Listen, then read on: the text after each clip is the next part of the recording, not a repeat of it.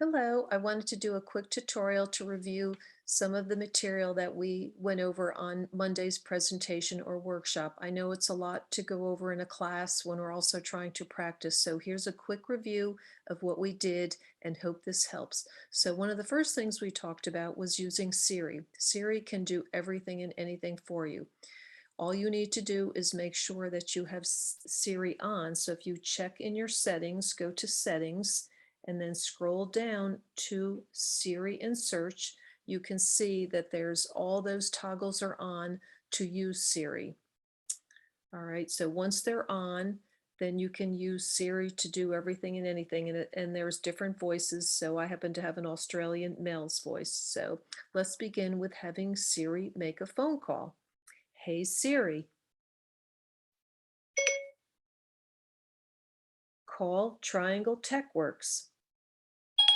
Calling Triangle Tech Works work.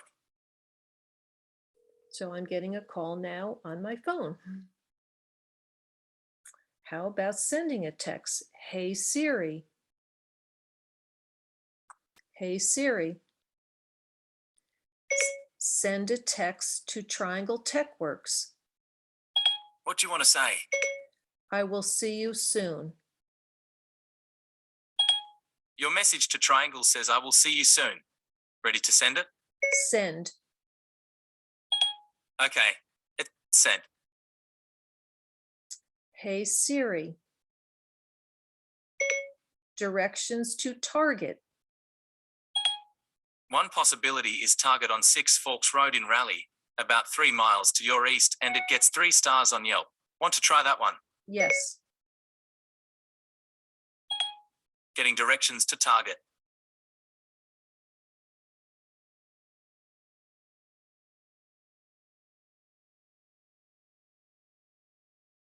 So directions anywhere you need to go. And when you're done, you can end it or just say, Hey Siri. Hey Siri. End navigation. Okay, it's stopped now. Another useful tip is have Siri set an alarm for you. Hey Siri, set an alarm for 8 o'clock tomorrow morning. I set your alarm for 8 o'clock tomorrow. And Siri can also turn your alarm off in the morning. All right, let's do one more trick. How about, hey Siri, who's playing in the Super Bowl? Hey Siri, who's playing in the Super Bowl? The Rams take on the Bengals in Super Bowl 56 on Sunday at 6:30 p.m. Okay, so I hope you will make use of Siri for everything and anything you may need to do. So the other thing we talked about in the class on Monday was using the magnifier. Previously, it was just something you could add to your control center. So for those of your newer phones, you swipe down from the top, and this is what's called your control center. And in here, you can see let me annotate it for a moment. You can see let me annotate.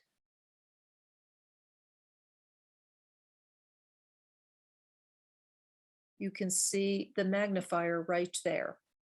And if you opened it, it took you right to the magnifier. So we can easily use this to magnify any type of things we might need to read. But now you can also add it directly to your screen in the App Store. So let's swipe out of that and go to the App Store. Let me clear these drawings out. So we'll go to the App Store. And whenever you want to search for something,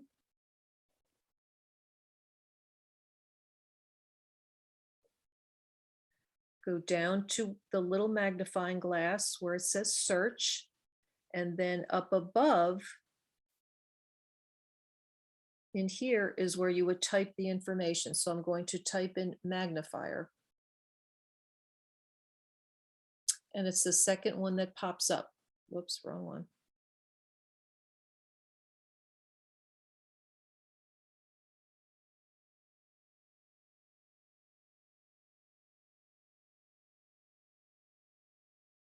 Okay, so you can now see it's this one, and mine, I already have it, so it says open. If you don't have it, it will say get. So if you actually have the app already on your phone, like any app, it will say open. If you don't have it, it will say get and will ask you to install it. You might need to know your Apple password to do that. So you would either double click, use facial recognition, or it may ask for your Apple ID to install that, which is, a safety feature.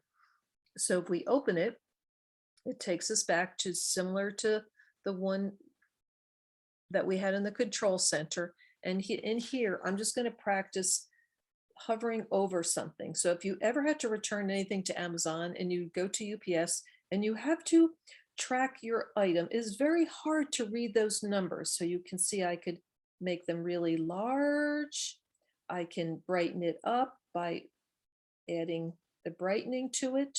I can take a picture of it and then I could enlarge it even more.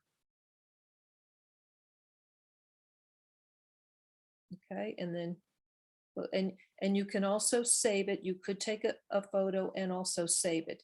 So over in this little settings icon, you can see I have added all these additional little tools to the magnifier. So I've added the camera, the brightness, the contrast, filters, torch, all of these things, even people detection. If you held it up, it will tell you if someone's nearby. So here's the flashlight to make it brighter. My flashlight's on. And then just click it when you wish to turn it off. So that's the magnifier, and it's a great tool to have. I would add it right to your main screen so that you have it to read a menu or to read anything in small print. Okay, the next trick was using notes. As you can see on my main screen, here's my notes app. And if you open your notes, the one great new feature now is if I click on to create a note,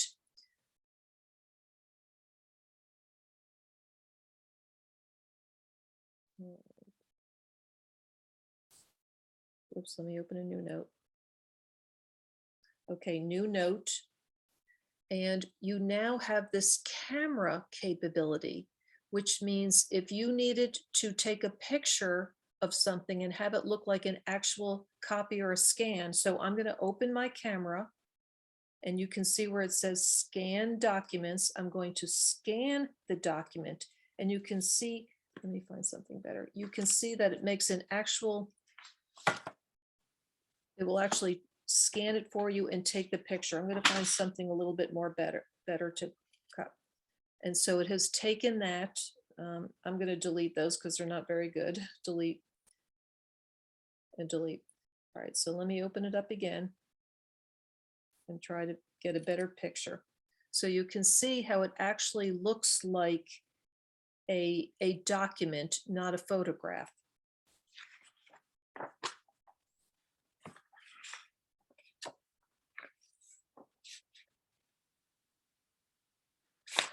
And then you can save it, you can delete it, you can crop it.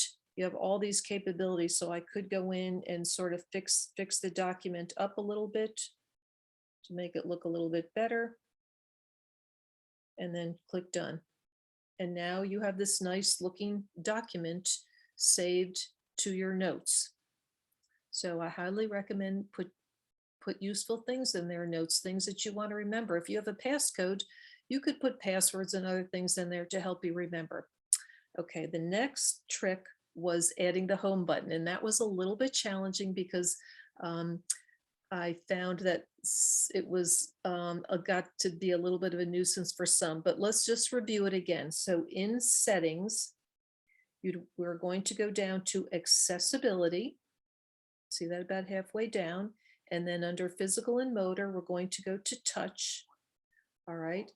And assistive touch would need to be on to create this extra home button. So we turn it on and it is now going to be added. We'll turn that on.